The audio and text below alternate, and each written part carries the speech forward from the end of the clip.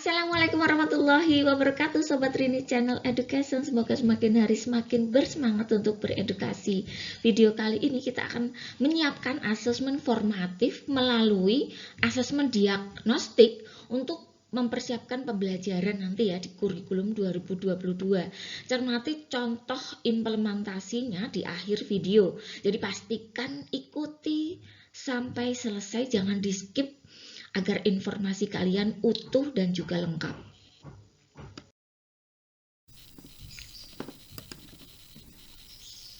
Kurikulum 2022 mengharuskan guru dalam melakukan standar kompetensi lulusan dengan menitik beratkan pada proses. Artinya, penilaian pembelajaran hendaknya berbasis asesmen formatif yang mengarah pada proses ketika pembelajaran berlangsung. Umumnya di kurikulum 2013, mayoritas guru melakukan penilaian pada akhir pembelajaran seperti halnya terpaku pada penilaian akhir semester atau penilaian tengah semester. Pada kurikulum 2022 ini berbeda, guru tidak lagi harus menganalisis dan mengurai kemudian menurunkannya dalam bentuk indikator dan barulah membuat tujuan pembelajaran. Karena pada kurikulum 2022 akan disederhanakan dalam kategori elemen dan capaian pembelajaran, bukan lagi KI dan KD. Nah, untuk mengetahui lebih ya tentang bagaimana cara atau langkah implementasi asesmen formatif tersebut, hendaknya guru memahami beberapa hal berikut. Yang pertama adalah tujuan asesmen. Asesmen pembelajaran memiliki dua tujuan, yaitu tujuan isi dan tujuan proses. Asesmen yang berkaitan dengan tujuan isi digunakan untuk menentukan seberapa jauh peserta didik telah mempelajari pengetahuan dan keterampilan spesifik. Dalam hal ini, asesmen harus berfokus pada hasil belajar peserta didik.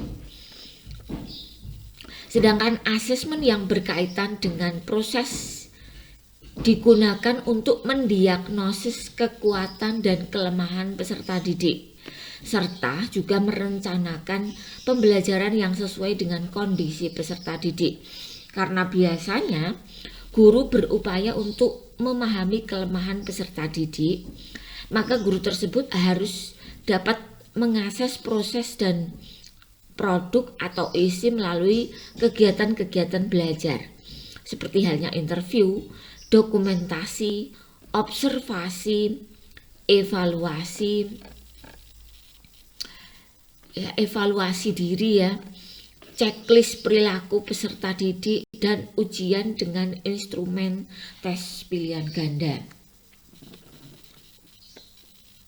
Nah, untuk asesmen yang berpusat pada proses, penilaian atau asesmen yang berfokus pada proses pembelajaran berupa asesmen formatif, artinya asesmen ini umumnya dilaksanakan selama proses pembelajaran berlangsung.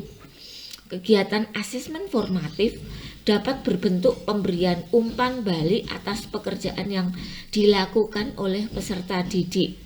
Namun biasanya pada asesmen ini tidak akan dijadikan sebagai dasar untuk kenaikan kelas, berbeda dengan asesmen sumatif yang berpusat pada akhir pembelajaran. Bentuk asesmen formatif. Salah satu bentuk asesmen formatif adalah asesmen diagnosis. Asesmen diagnosis mengukur pengetahuan dan keterampilan peserta didik untuk mengidentifikasi program belajar yang sesuai dengan kemampuan peserta didik. Bentuk dari asesmen diagnosis adalah asesmen mandiri yang berupa bentuk dari asesmen diagnosis yang melibatkan peserta didik dalam mengakses dirinya sendiri. Asesmen diagnosis sebagai proses sistematis untuk mengumpulkan data siswa yang berfungsi untuk melihat kemampuan dan kesulitan yang dialami dalam proses belajar. Dengan demikian, berdasarkan informasi yang diperoleh di lapangan, guru akan dapat menyusun program yang bersifat realistis sesuai dengan kondisi dan kenyataan yang ada atau objektif ya.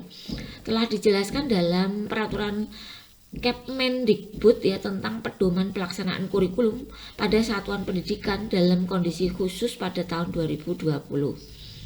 Asesmen diagnosis merupakan asesmen yang dilakukan secara spesifik untuk mengidentifikasi kompetensi, kekuatan, kelemahan peserta didik, sehingga dengan begitu pembelajaran dapat dirancang sesuai dengan kompetensi dan kondisi peserta didik. Manfaat dan tujuan asesmen diagnosis. Manfaat dari asesmen diagnosis adalah yang pertama, merencanakan pembelajaran yang lebih efisien, memperoleh informasi yang lengkap tentang siswa termasuk kelebihan dan kesulitannya dalam belajar, dan merancang baseline untuk asesmen belajar lebih lanjut. Selain manfaat yang dihasilkan ketika menggunakan asesmen diagnosis, terdapat juga tujuan pada asesmen ini. Nah, tujuan dari masing-masing asesmen diagnosis yang pertama adalah untuk tujuan non-kognitif dan yang kedua adalah kognitif.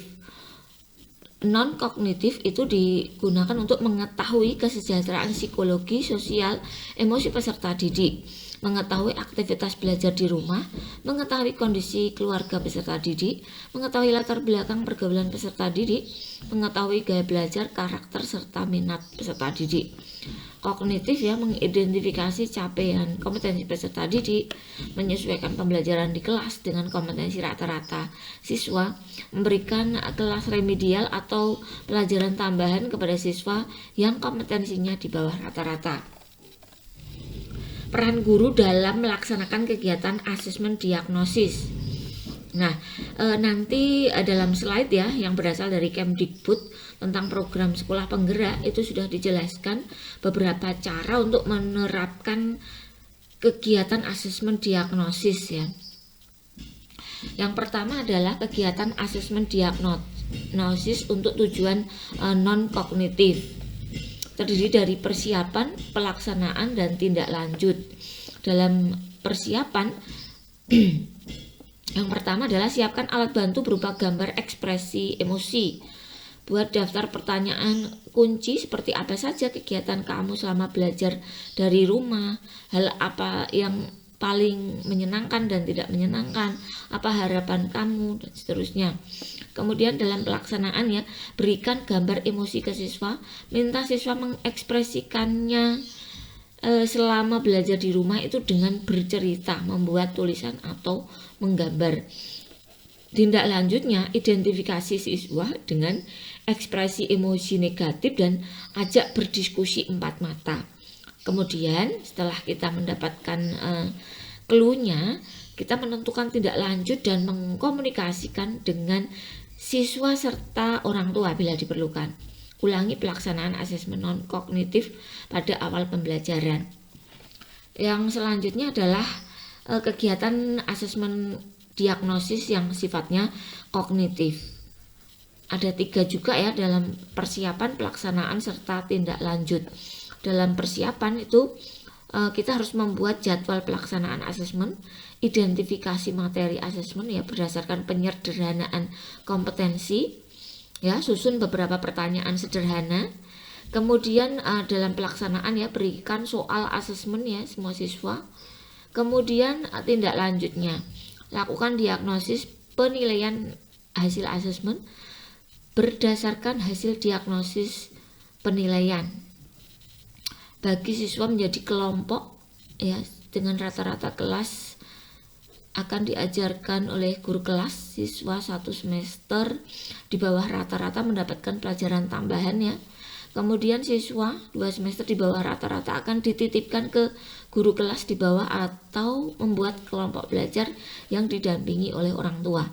Lakukan penilaian pembelajaran ya, topik yang sudah diajarkan sebelum memulai topik pembelajaran baru. Kemudian ulangi proses yang sama di setiap awal pembelajaran. Ya, selama nanti ya sampai ada progresnya ya, progres yang tentu saja lebih baik.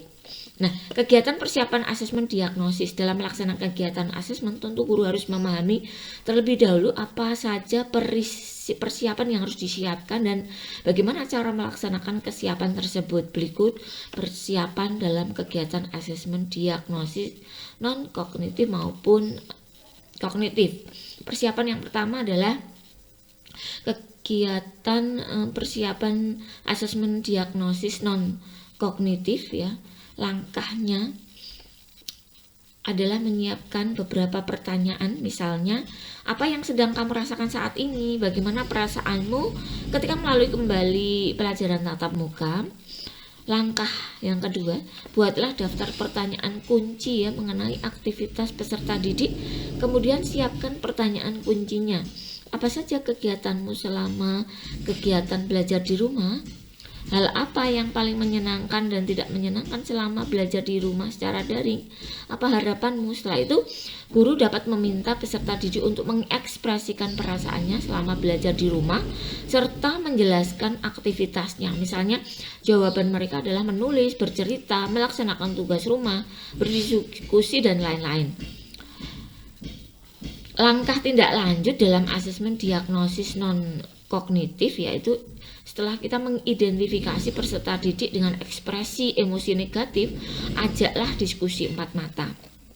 Kemudian, tentukan tindak lanjut dan mengkomunikasikan dengan peserta didik serta orang tua bila diperlukan. Ulangi pelaksanaan asesmen ini pada awal pembelajaran. 2. Kegiatan persiapan asesmen diagnostik kognitif ya. Langkah dalam kegiatan asesmen: membuat jadwal, melakukan identifikasi materi asesmen berdasarkan penyederhanaan kurikulum, susun 10 soal sederhana dengan pembagian 2 soal sesuai dengan kelasnya ya, topik pembelajaran semester 1, kemudian 6 soal ya, 1 kelas di bawahnya pembelajaran semester 1 dan 2. Terakhir 2 soal 2 kelas di bawahnya pembelajaran semester 2. Asesmen diagnostik berkala. Setelah memahami terkait jenis asesmen diagnosis, maka guru juga perlu memahami asesmen diagnostik berkala. Tujuannya adalah untuk memetakan kemampuan seluruh peserta didik di kelas secara cepat, mengetahui siapa saja yang sudah mengerti dan memahami materi, siapa saja yang agak memahami atau yang belum mengerti. Prinsip asesmen diagnostik berkala ya, yang pertama adalah dilakukan secara rutin pada awal, akhir, atau waktu lain di saat proses pembelajaran. Mendiagnosis kemampuan dasar peserta didik dalam proses pembelajaran. Menentukan tindak lanjut melalui penyesuaian materi pembelajaran dengan kemampuan siswa. Langkah yang berikutnya adalah merancang asesmen diagnostik berkala. Persiapannya adalah ini meliputi pengumpulan informasi mengenai tujuan pembelajaran dan indikator penguasaan materi. Setelah orang tua atau guru menentukan teknik asesmen apa yang hendak digunakan. Teknik tersebut bisa menggunakan observasi, kuis, tanya jawab, penilaian diri, ataupun catatan anekdot. Penting untuk diingat bahwa penentuan teknik asesmen hendaknya sesuai dengan ranah kompetensi yang ingin dicapai ya, bervariasi dan menyenangkan bagi murid. Kegiatan pelaksanaan pada asesmen diagnosis berkala meliputi pengolahan data atau informasi yang terkumpul, penetapan skor berdasarkan pedoman penskoran, mencakup aspek apa saja yang perlu dicapai oleh siswa, interpretasi data dengan memahami capaian kompetensi yang diharapkan dari penilaian, membuat kesimpulan yang mencakup hasil pemetaan siswa pada penguasaan materi. Tindak lanjut ya, kegiatan tindak lanjut pada yang dilakukan sebagai berikut ya: pemberian umpan balik atau feedback atas hasil interpretasi. Umpan balik terutama ketika PTM yang memungkinkan pembelajaran berada pada masa transisi. Pemberian tindak lanjut. memberikan solusi dan tindak lanjut pada capaian penguasaan materi oleh peserta didik, melakukan refleksi bersama atas tindak lanjut yang dilakukan. Demikian beberapa hal yang memungkinkan guru untuk menerapkannya pada kurikulum 2022 ya. Pada asesmen formatif tentunya akan berfokus pada proses, ini intinya ya, sehingga kegiatan pembelajaran akan lebih bermakna dan hasil akan lebih terlihat. Asesmen formatif terbagi dalam bentuk asesmen diagnostik ya. Kemudian asesmen diagnostik tersebut terbagi lagi ke dalam asesmen diagnostik non-kognitif, kognitif dan juga berkala. Guru dalam hal ini tidak harus melaksanakan semuanya, hanya disesuaikan dengan kondisi dan kebutuhan yang ada. Nah, untuk memudahkan kita ya dalam memahami apa sih yang dimaksud dengan asesmen formatif diagnostik ya, misalnya kita menggunakan cara self assessment atau asesmen mandiri, maka kita bisa menyiapkan seperti ini ya. Tadi kita sudah menyampaikan bahwa guru itu berhak untuk mengembangkan sendiri ya perangkatnya ya sesuai dengan kebutuhannya. Nah, misalnya di sini saya memilih judul unit ya sebagai capaian pembelajaran itu adalah siswa dapat memproduksi dokumen di komputer. Misalnya tujuannya ini ya. Kemudian untuk lebih sederhananya, maka unit ini kemudian kita bagi ke dalam elemen-elemen. Ya. Capaian pembelajaran kita bagi ke elemen-elemen. Yang pertama adalah mempersiapkan peralatan, ini elemen yang pertama. Jadi sebelum memproduksi dokumen, elemen yang pertama adalah memproduksi peralatan, yang kedua membuat dokumen dari konsep atau teks langsung, yang elemen yang ketiga adalah menyimpan dokumen, yang keempat adalah mencetak dokumen. Jadi penilaian yang ingin kita capai ya, capaian pembelajaran yang ingin kita raih ya di dalam memproduksi dokumen kantor, setidaknya siswa itu harus bisa mempersiapkan peralatan, membuat dokumen dari konsep atau teks langsung, menyimpan dokumen dan mencetak dokumen.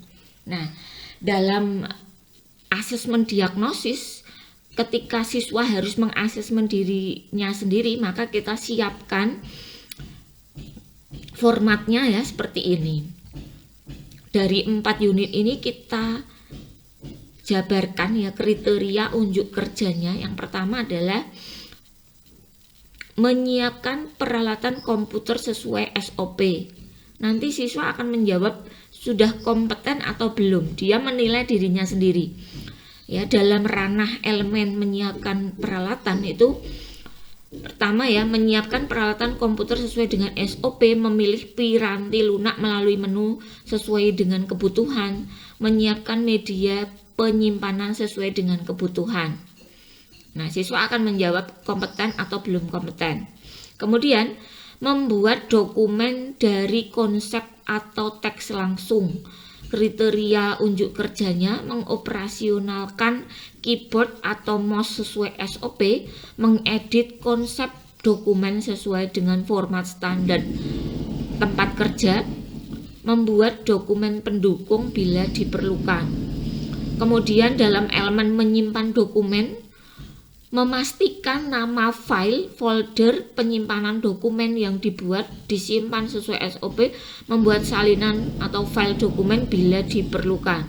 Kemudian dalam elemen mencetak dokumen, kriterianya mengidentifikasi file atau dokumen atau naskah yang akan dicetak sesuai SOP, mengidentifikasi fitur-fitur pencetakan sesuai kebutuhan, mencetak fitur-fitur pencetakan sesuai dengan kebutuhan, mencetak file dokumen naskah dengan menggunakan parameter dan urutan pencetakan sesuai dengan prosedur. Nah, ini kalau self assessment berarti kita biarkan siswa mengasesmen dirinya sendiri. Nah, kemudian kita minta mereka jujur ya. Kemudian nanti akan kita buat pengklasifikasian ya. Kemudian kita buat rencana tindak lanjut. Nah, ini akan mempermudah kita dalam memilah-milah ya, mana siswa yang sudah paham, mana yang belum, di bagian mana mereka perlu ada penguatan kembali dan seterusnya.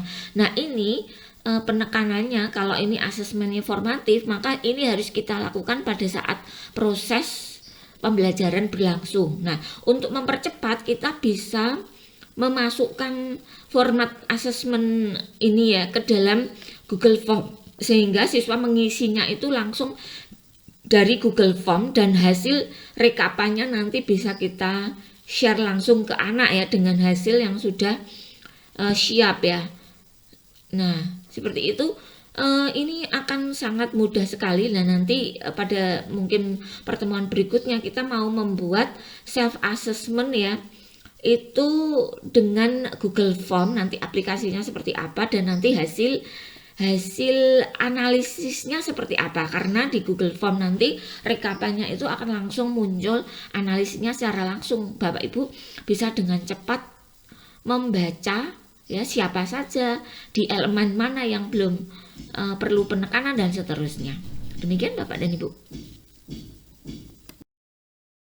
Kebutuhan akan pentingnya literasi mandiri itu menjadi kebutuhan kita ke depan untuk semakin profesional di dalam menjalankan kewajiban kita masing-masing ya, baik dari guru, dari siswa, dari orang tua, masyarakat pada umumnya dituntut untuk menjadi profil pembelajar sepanjang hayat. Karena pada hakikatnya selama kita hidup maka kita perlu terus untuk belajar. Setiap peristiwa, setiap kejadian itu adalah proses pembelajaran. Nah, simak terus video-video dari Rini Channel Education.